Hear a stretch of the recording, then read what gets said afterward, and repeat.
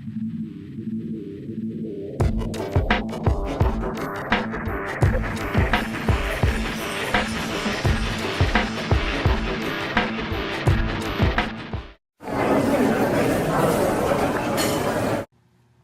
guys, this is what we talked about at Snapshot on September 29th.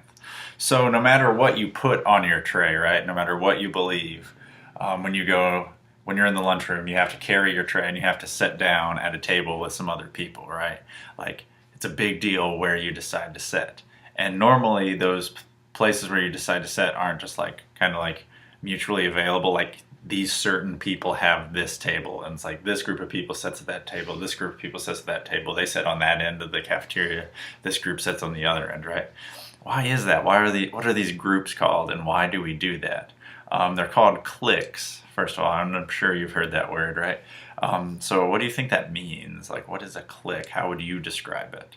Kind of some different definitions thrown together from some dictionaries. Says that it's a small group of people with common interests or goals who spend time together, which that's okay, right? But then the last part is what really makes it a clique, which is kind of a bad thing, right? It says those people that have the common interests and goals and spend time together, they're not friendly to other people that are outside of their group, right?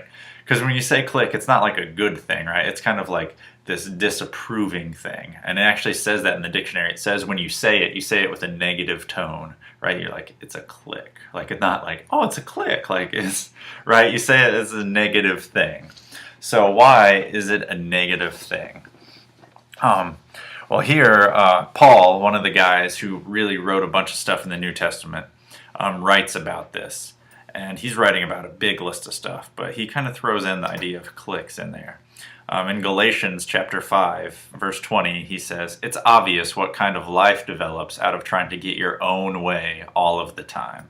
He says, repetitive, loveless, and cheap relationships, a stinking accumulation of mental and emotional garbage, frenzied and joyless grabs for happiness, trinket, meaning small, worthless gods, and this is the big part, the feeling that everyone else is wrong except for those in your own little group. I'm going to read that again. The feeling that everyone else is wrong except for those in your own little group.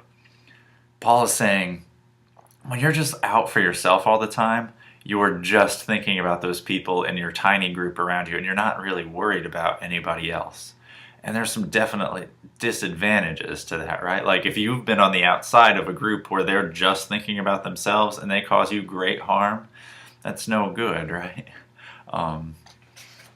So Paul goes on to say in a letter to a different church in 1 Corinthians chapter 3, verse 3, he says he's really mad at them because he's talked to them and they kind of keep like splitting themselves apart. Saying, well, I follow Paul, but some other one says, I think this guy's a better teacher. And Paul's like, that's not the point. The point is loving everybody like Jesus loved everyone. So he gets really mad and he writes this to them. "Few are still only baby Christians, controlled by your own desires." There's a theme there, right? Being controlled by your own desires isn't something that Paul wants these churches to do, right? And you're not being controlled by God's. "When you are jealous of one another and divide up into quarreling groups, doesn't that prove that you are still babies wanting your own way?" Right? Paul is saying, like, this is a very childish thing that you're doing. And he's not even saying childish, he's saying babies. Like, he is trying to put them down a bit here, right? Because he's saying, you can't live your life just for yourself and the group of people that you want to, right? And divide up and quarrel, right? Jesus didn't come to do that, did he? Like, he brought people from different places all together. He brought guys who were tax collectors that everyone hated. They stole money from their own people and gave it to like an occupying army. The Roman government didn't really, like, they weren't from there. They were an occupying army taking over that place. He took one of those guys and he made him hang out with a guy who was a zealot. And a zealot was someone who wanted to grab swords and go kill Romans. Like, so here's a guy who worked for the Romans and a guy who wanted to kill Romans. So this guy probably wanted to kill that guy. And Jesus made them both disciples of his. They were the guys who followed him around.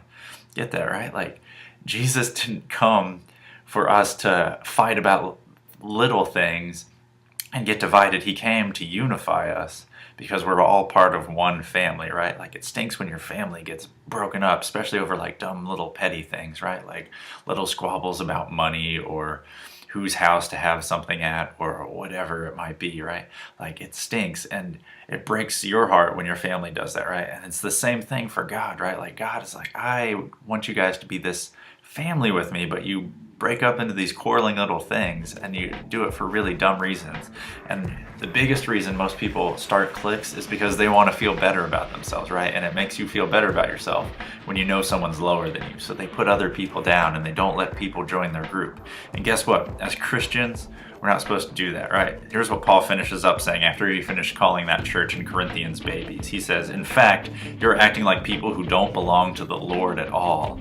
Right? He's saying if you really loved Jesus, you would not be doing this, right? You would know that Jesus died for everyone, for the worst sinner, for the worst person you can think of. He died for them. So you need to show them love because Jesus showed them the ultimate love in dying for them, right? So we need to think this week how we can make sure we're not being part of a clique and make sure that church doesn't look like one, right? Because sometimes churches look like cliques. We're like, oh, well, we're good people and you're not, so you can't be here. That's not the point. Jesus said he came to heal the sick. Doctors want to help sick people, not well people, right? Like, doctors don't go around to people who are perfectly healthy and like hang out with them. They go and help out sick people. And Jesus says that's what he wanted to do. And that's what we're supposed to do too, because we're supposed to live like him. We're supposed to love people like him. So let's try and find ways that we can do that this week, that we can show people love, that we can invite them in, so they can get a chance to see what a relationship with God is like and be part of his family, where it's not about being condemned or not about being cool enough, but it's just knowing that Jesus loved us enough to die for us, each and every one of us. Thanks, guys. God bless. Have a good week.